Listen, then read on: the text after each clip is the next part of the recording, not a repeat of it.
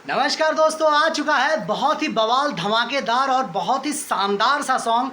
बस कल का इंतज़ार करिए, कल आने वाला है पवन सिंह का धमाकेदार सॉन्ग जिसका नाम है बारिश, जिसको पायल देव आजा चल मैं बादल बन जाऊं, इसका भोजपुरी वर्जन है। इस अमेजिंग सा सॉन्ग पायल देव और पवन सिंह के, हमारे भोजपुरी के सुपरस्टार। और मैं चाहूँगा कि जितने भी भोजपुरी के चाहने वाले लोग हैं, एक अगर हिंदी लेवल का गाना भोजपुरी में डब हो रहा है तो प्लीज़ इतना दबा के शेयर हो, इतना शेयर हो, इतना लाइक्स हो, इतने सारे हो कि बस भोजपुरी का एक औधा बन जाए, एक लेवल बन जाए। अभी तो भोजपुरी का लेवल है ही, पर एक बॉलीवुड वाले भी सोचे कि हाँ यार, हिंदी से ज़्यादा चल गया भोजपुरी पवन सिंह का।